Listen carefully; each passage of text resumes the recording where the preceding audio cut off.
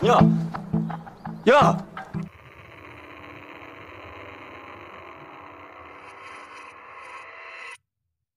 Masih melanjutkan film Golden Spoon episode kedua.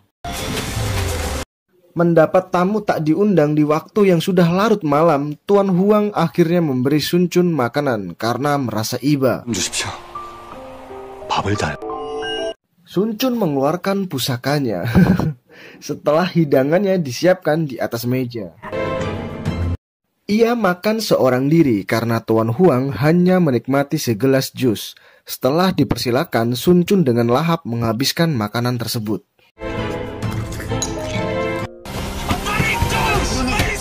Sementara itu di perjalanan, Taeyong kebingungan apakah meninggalkan Sun Chun tenggelam adalah keputusan yang tepat. Tak ingin disebut pengecut, ia memerintahkan supirnya yang bernama Monkey menepikan mobilnya dan kembali untuk menyelamatkan Sun Chun.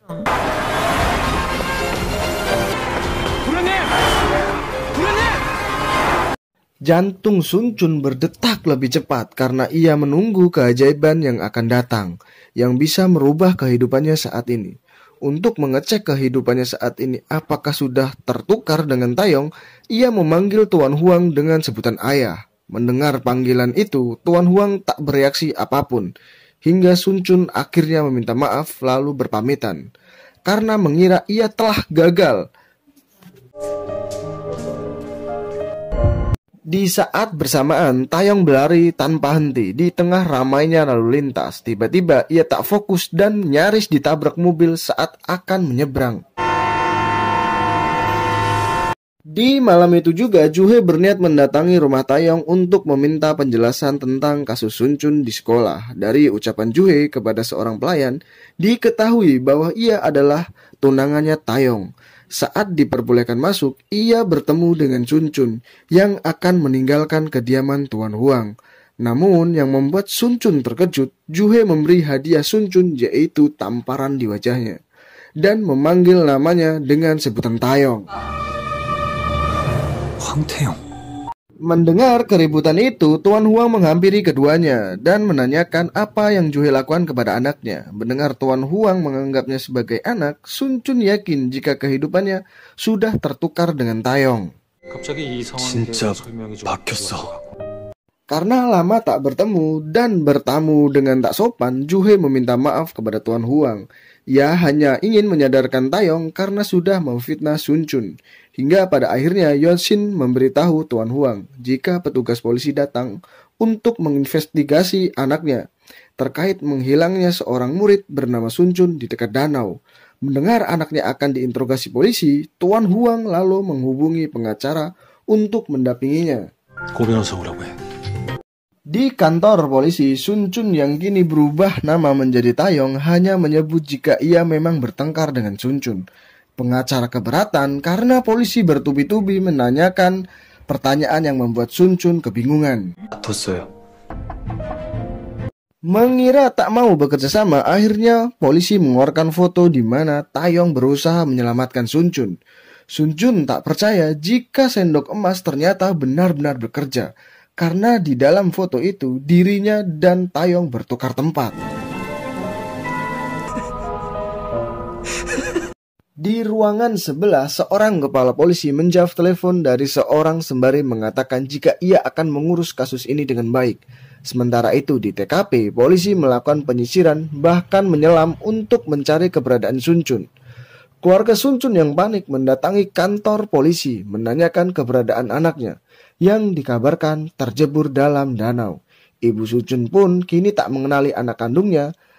Ia menganggap Sun Chun adalah Taeyong, begitu juga sebaliknya. Pengacara akhirnya membawa Sun Chun pergi karena Seongap mulai curiga Taeyong yang mendorong Sun Chun ke dalam danau. Sun Chun terpaksa meninggalkan keluarganya walau dengan perasaan yang tak jelas. 너 우리 승천이랑 무슨 일 있었지? Di luar kantor polisi, Monkey datang dengan raut kekhawatiran karena sebelumnya bosnya itu keluar dari mobil yang belum berhenti. 된 거예요? 달리는 차에서 뛰어내리질 않나.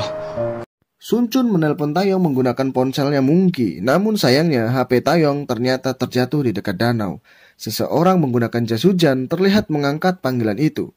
Namun, ia tak mengucap satu patah pun. Siapakah saksi kunci di malam kejadian itu masih menjadi misteri.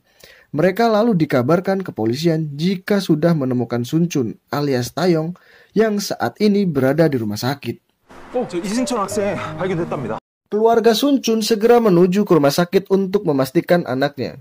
Taeyong sendiri tersadar saat membuka matanya, ia melihat keluarganya yang sangat menyayanginya. Pelukan dari ibu Sun Chun bahkan terasa hangat karena selama ini Taeyong kehilangan sosok ibu kandung. Ia pun tak ragu memanggil wanita yang ada di hadapannya dengan sebutan ibu. Sun Chun yang juga datang ke rumah sakit mencari kamar di mana Taeyong dirawat. Ia terkejut melihat Taeyong menghampirinya dengan tangan terinfus, sembari memanggilnya dengan nama aslinya. 이승철. Sun Chun pun panik. Apakah Taeyong juga menyadari kehidupannya mereka kini tertukar karena menyebut namanya sendiri di depan Taeyong? Song Up menduga jika Sun Chun mengalami gangguan di kepalanya, sehingga harus melakukan CT scan. Melihat Taeyong di rumah sakit, ibu Sun Chun bersikap biasa saja karena ia harus fokus merawat anaknya yang masih kebingungan karena terjebur. Sun Chun menduga jika Taeyong masih syok karena harus menyesuaikan kehidupannya yang baru. Terlebih lagi, ia tak terlalu ingat kejadian di danau. 태영, 어떻게 된 거지?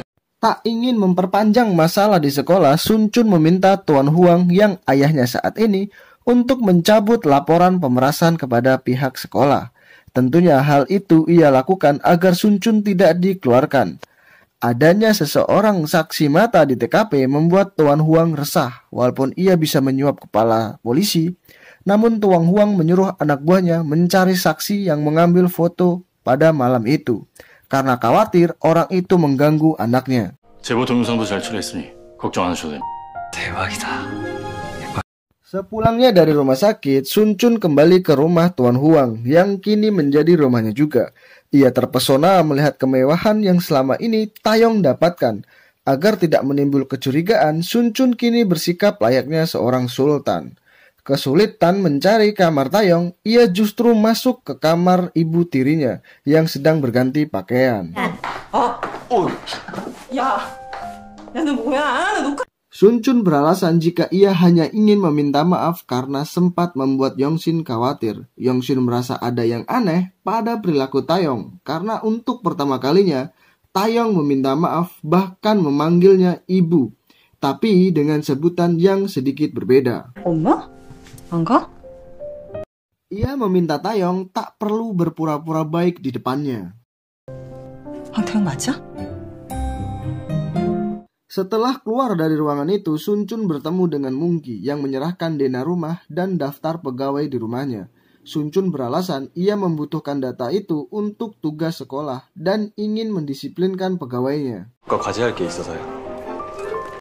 Mungki yang mengantarkan Taeyong ke kamarnya merasa aneh karena pertama kalinya majikannya itu memanggilnya dengan sangat formal. Namun Mungki berpikir jika Taeyong sedikit berubah karena hari ini adalah hari yang berat untuknya. Banyaknya koleksi pakaian dan jam tangan mewah membuat Sun Chun takjub melihat barang-barangnya, tapi satu hal yang membuat dirinya sangat terkejut. Ternyata foto Taeyong di kamarnya juga berubah menjadi foto dirinya. Ia tak menyangka jika sendok ajaib bisa berubah segalanya dalam waktu singkat. Hal itu memang nenek penjual katakan jika keadaan sekitar akan berubah dan terlihat normal kecuali diri Sun Chun sendiri. Setelah mengamati lebih detail, Sun Chun melihat angka 30 di gagang sendok yang seketika berubah menjadi 29 saat jam menunjukkan pukul 12 malam. Ia paham jika itu berarti hari yang tersisa untuk kembali sebagai Sun Chun dengan keluarga miskinnya. 그리고 10년이 돼. 너한테는 3번의 기회가. Keesokan harinya, Sun Chun bersekolah seperti biasanya. Namun yang membuatnya risih, ia harus terbiasa bersahabat dengan Janggun dan geng yang selama ini bersifat arogan. Sun Chun baru mengetahui jika Juhe yang kini satu sekolah dengannya adalah anak dari pemilik stasiun TV ternama. Saat masuk kelas, Sun Chun sempat diingatkan oleh seorang siswa karena ia menduduki tempat duduk yang salah. 황태용, Beberapa saat kemudian ia dipanggil kepala sekolah karena ingin membicarakan masalah pemerasan tempo hari. Dalam pertemuan itu, Sun Chun akhirnya tahu jika kepala sekolah dan guru Kim sudah mengetahui jika Taeyong memang sengaja menjebak Sun Chun agar ia dikeluarkan dari sekolah. Sun Chun bahkan menyebut jika mereka harusnya tak menghakimi murid sebelum memeriksa faktanya terlebih dahulu. 아니 왜 내가 뭘 잘못했지? 딱대. Kebiasaan Janggun yang ringan tangan kembali ia lakukan kepada teman-temannya. 저기 자기 자리에 앉으라. 그게 뭐가 왜 잘못인데? 이 새끼야. 너 뭔데? Melihat Janggun kembali berulah, Sun Chun tak segan memukulnya sekaligus meluapkan dendamnya selama ini. 기분 더럽지? 괜찮아. 실수했어. Walau dipukul berkali-kali, Janggun pasrah dan tak berani marah kepada Taeyong, tentunya karena ia jauh memiliki kekuasaan yang lebih kuat. Sun Chun membela kedua temannya dan memberikan nomor teleponnya jika sewaktu-waktu geng Janggun mengganggunya lagi. Janggun sendiri tak habis pikir apa membuat Taeyong benar-benar berubah. Tapi bagi Sun Chun ini baru permulaan. Dengan kemampuannya saat ini, ia bisa menghentikan perbuatan Janggun yang semena-mena. Setelahnya Juhe mengajaknya ke atas sekolah. Ia mengira Sun Chun adalah Taeyong, memintanya agar tak mengganggu kehidupan Sun Chun lagi. Karena beban hidupnya yang sudah berat, Sun Chun tak menyangka jika Juhe begitu perhatian dan peduli dengan dirinya. 꾹 참았어. 근데 이렇게 날 또 Setelah ditinggalkan Juhe, giliran Yeonjin yang menghampirinya. Karena gadis itu masih kesal, tempo hari Taeyong menyebutnya sebagai perempuan rendahan. Ia saat itu memberi informasi jika sewaktu SMP, Juhe menjadi penyebab tewasnya seorang siswa. Namun saat itu Sun Chun tak tertarik untuk membahasnya. Walau berada di posisi Taeyong, namun Sun Chun tak memanfaatkan Yeonjin yang saat itu menciumnya dengan mesra. Sementara itu, kondisi Taeyong masih terbaring lemah di rumah Sun Chun yang sederhana. Saat terbangun yang ia ingat adalah jadwal makan malam bersama ayahnya pada pukul 7 malam. 아직 7시 전이야, 승천아. 너 왜 그래? 아버지 오실 때 됐네. Melihat anaknya yang begitu panik, Lee Chol berusaha membuatnya tenang dan memintanya untuk kembali beristirahat. Taeyong yang kini hidup sebagai Sun Chun memang masih teringat tentang kebiasaannya dulu, walau ia sadar jika di sampingnya ada keluarga yang sangat menyayanginya. Berbanding terbalik dengan Sun Chun yang berusaha mengikuti kebiasaan Tuan Huang yang sangat disiplin. Akhirnya ia paham 3 kata yang bisa mendefinisikan Tuan Huang, yaitu waktu, ketertiban, dan uang. Mungkin 3 hal itulah yang membuat Tuan Huang menuai kesuksesan. Ia selalu memulai harinya dengan pukul 4 pagi dengan menerima laporan tentang aset perusahaan sembari berolahraga. 현황을 살펴보는 것으로 시작. Dikenal dengan perfeksionis, Tuan Huang bahkan tak bisa mentolerir adanya kesalahan, sehingga Sun Chun berusaha semaksimal mungkin untuk membuat laporan yang diminta ayahnya. Rupanya kehidupan seperti inilah yang Sun Chun inginkan, walaupun saat ini harus berpisah dengan keluarganya. Rencana penggusuran pemukiman kumuh masih terus perusahaan Dosin lakukan. Tuan Huang mendapat laporan jika akhir-akhir ini Taeyong menghabiskan uang dalam jumlah besar. Ternyata Taeyong belanja barang-barang mewah untuk menghadiahkannya kepada keluarganya. Kembali ke rumah Lee Chol, terheran perilaku anaknya yang mulai menyukai webtoon. Padahal sebelumnya, ia menyebut komik ayahnya begitu norak. Seong Ap menyebut saudaranya itu menjadi pelupa setelah mengalami kecelakaan. Saat malam tiba, ibunya menyiapkan hidangan yang lengkap agar Sun Chun cepat pulih. Awalnya Taeyong meremehkan masakan itu, namun saat menyicipinya, ia mengatakan bahwa kimchi buatan ibunya yang terbaik. 나 태어나서 이렇게 맛있는 거 처음이야, 엄마. Mereka kedatangan anak buahnya Taeyong yang mengirimkan barang-barang mewah sebagai bentuk permintaan maaf. Sementara di lain tempat, saat makan malam, Tuan Huang mengingatkan anaknya agar tak menghambur-hamburkan uang. Tuan Huang berharap Taeyong menjadi seorang yang tak terpengaruh oleh uang. Hanya orang seperti itulah yang bisa menaklukkan dunia. Sun Chun tak menyangka di malam itu Tuan Huang juga mengundang Juhe. dan ayahnya yang membuatnya akhirnya tahu jika Juhe adalah tunangannya Taeyong. Acara makan malam tak berjalan dengan mulus karena Juhe memilih mengakhiri pertunangan dengan Taeyong. Ia ingin hidup bebas menjalani hidup tanpa keterikatan di saat masih sekolah. 못하겠어요. Juhe tetap bekerja di minimarket. Ia tampaknya bosan menjalani rutinitas sebagai konglomerat, sehingga ia ingin mendapat pengalaman baru. Kedatangan Taeyong di malam itu membuat Juhe terganggu. Ia pun segera pulang jika tak ada yang perlu dibicarakan lagi. Rupanya Juhe masih kesal dengan Taeyong karena ia yang membuat Sun Chun sakit dan belum bisa bekerja. 또 소꿉친구. 고맙다 태용아. 사실 나 Keduanya lalu membicarakan tentang batalnya pertunangan hingga tak terasa Sun Chun menemani Juhe sampai jam pulang kerja.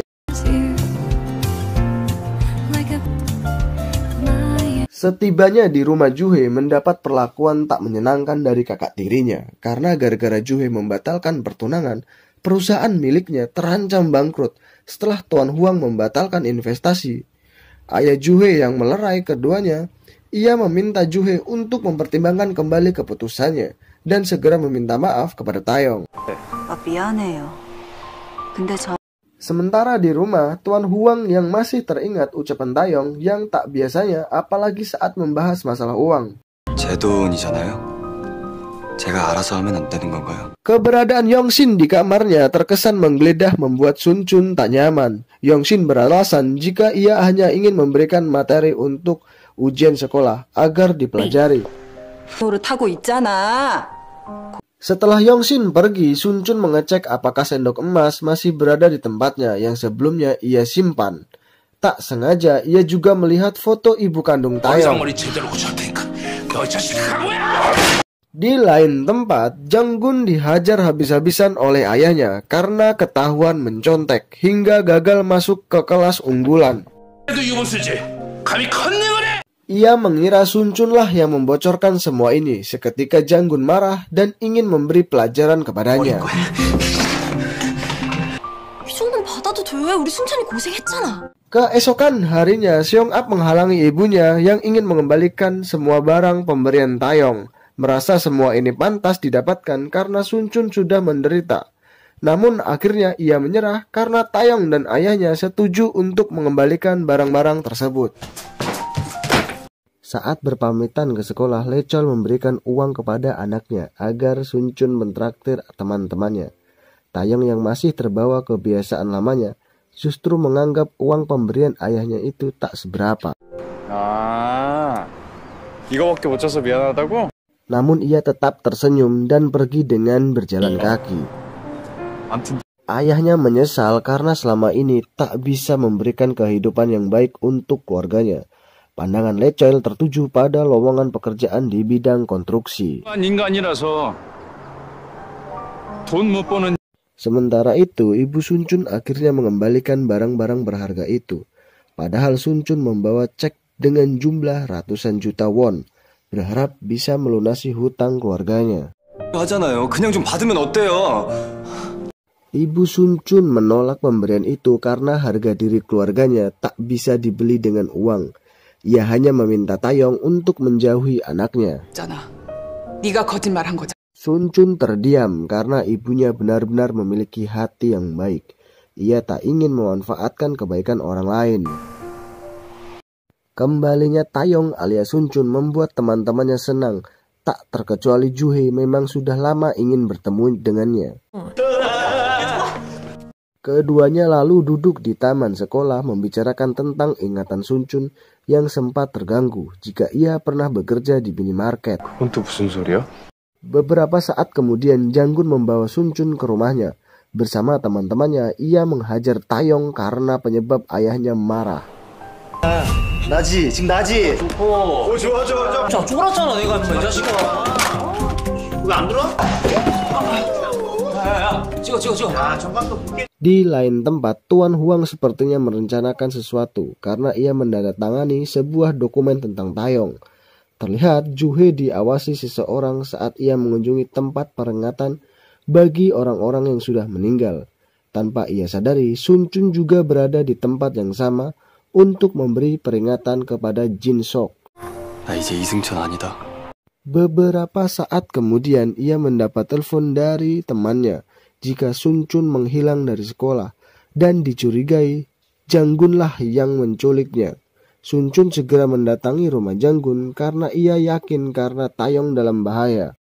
Melihat Taeyong ada di depan rumahnya, Janggun tak ada pilihan lain untuk mempersilakannya masuk. Menduga Taeyong ingin berbaikan setelah pertengkaran kemarin, namun Sun Chun lah yang ingin memberi pelajaran kepada Janggun agar ia tak mengganggu hidup Taeyong lagi. Dengan memegang senapan milik ayah Janggun yang sudah diisi peluru, Sun Chun mengarahkannya ke Janggun hingga terdengar suara tembakan. 이 정도도 감당 못해. Oke guys, sekian alur cerita dari Golden Spoon. Mohon maaf jika ada kata salah. Nah, mohon dimaklumi ya guys, suaranya agak sedikit flu karena lagi sakit ya guys. Terima kasih, jangan lupa like, subscribe, dan share ya. Terima kasih.